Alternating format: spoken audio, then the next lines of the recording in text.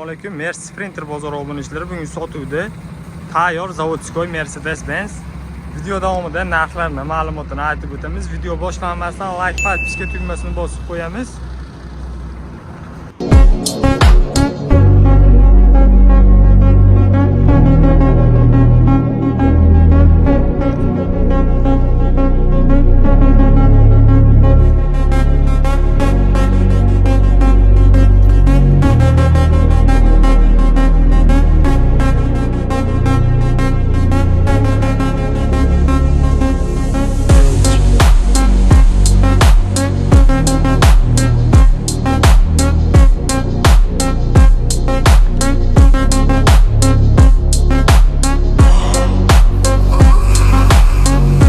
Mashina yili 1995-yilda ishlab chiqarilgan.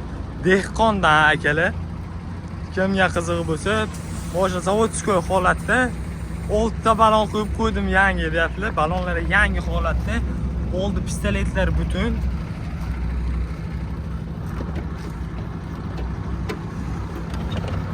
Rullari gidravlika, motori 602 dizel akalar. Choklari butun turibdi.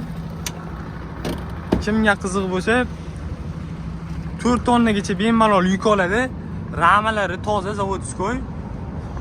Orqa moslari ham original o'ziniki. Salon qismlari yangi chexol poli qilib qo'yibdilar. Boshqa umuman kamchiligi yo'q. Torpedalari butun holatda. Uzunligi 4 metr, bemalol 4 tonnagacha yuk oladi. Tay qismlari resorlar qo'shilgan, yukka moslangan akalar. Eni 2. Mashina umuman kamchiligi dehqondan akalar, sotilib ketmasdan olamiz. Umuman kamchiligi yo'q ekan. Olib minishga tayyor. Sezon yaqin akalar. Mashina salarkada. Aka salarkada nechta rasot qilyapti? 8 tadan 10 tagacha rasot qilyapti, deyaptilar. Mana oldi pistoletlari ham butun holatda, taglari butun.